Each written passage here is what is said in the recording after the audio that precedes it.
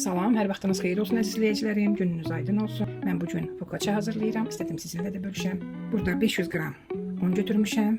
6 qram droş, 3 xörək qaşığı zeytun yağı, çay qaşığının yarısından duz və 1 çay qaşığı bal götürürəm.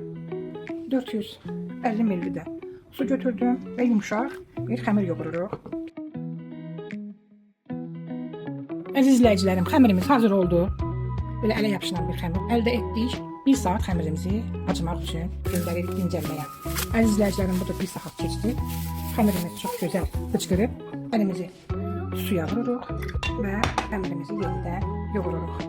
Və xəmirimizi yenə 30 dəqiqə dincəlməyə göndəririk.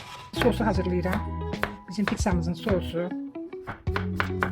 2 diş sarımsaq. İri doğrayırıq və əlavə edirik yağa. Çox az qovurulandan sonra 250 ml domates sosumuzu əlavə edirik sarımsağın üzərinə. Üzərinə oregano əlavə edirik, bir qaşıq az tuz əlavə edirik. Mən biraz acı da əlavə etdim. Çünki biz acını çox xoşlayırıq. Sosumuz hazır oldu. Sosumuza təzə reyhan əlavə edirik.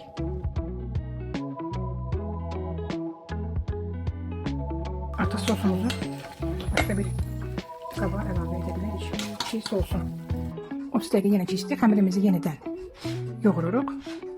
Əlimizi suya vururuq, isti suya. Yenidən xəmirimizi 30 dəqiqə dincəlməyə göndəririk. 30 dəqiqə keçdi. Yenə xəmirimiz acıdı. Və yenidən biz xəmirimizi daha əlimizi suya vuraraq yenidən yoğururuq. Mən makvadan istifadə etmişəm. Yenə həmişəki kimi unutdum. Mən gerək dikə suyu 450 yox, biraz çox xərab edərdim. Xəmir bundan da boş olmalıdır. Hər birimizin bildiyi kimi makva suyu çox aparır. Budur ki, kim makvadan istifadə etsə 450 ml deyil, 470 ml götürsün suyu. Və son dəfə xəmirimizi yenə dincəlməyə göndəririk. Əziz izləyicilərim, 1 saat da keçdi. Budur. Baxın, xəmirimiz o qədər gözəldir ki, üzərinə zeytun yağı əlavə edirik və barmaqlarımızla üzrə masaj edirik. Əvvəlcədən hazırladığımız sosumuzu xəmirimizin üzərinə əlavə edirik və yenə xəmirimizi masaj etməyə başlayırıq. Üzərinə kalpasa veçina əlavə edirik. Mənim evdə halal kalpasa qurtardığına görə mən toyuq ətindən istifadə edirəm bugün. Toyuq ətlərimi mən əvvəlcədən xırda doğramışam, marinat eləmişəm, sarımsaq əlavə etdim və bir neçə müddət gözlətdim. Əlimizlə belə basırıq toyuq ətlərimizi çiğ şəkildə. İstəyən bunu etməyə də bilər. Yəni çox dadlı olur, inanılmaz bir dad. Hər kəs övladlar üçün hazırlasın, əzizlər üçün hazırlasın.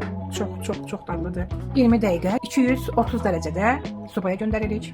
Budur, pizzamız 20 dəqiqə pişirdik. Yerdə qalan sosu üzərinə əlavə edirik. Mən 2 cür pendirdən istifadə etmişəm. İstəyən bir cür pendirdən də istifadə edə bilər. Mən pendiri pizzamızın üzərinə düzdüm və indi sobaya göndərirəm 10-15 dəqiqəlıq. Budur, əziz izləyicilərim, akoçamız hazırdır. İnanın, qoxusu evi bürüyür. Hazırlayan çox doyumludur, çox dadlıdır. Hazırlayan hər kəsə nuş olsun.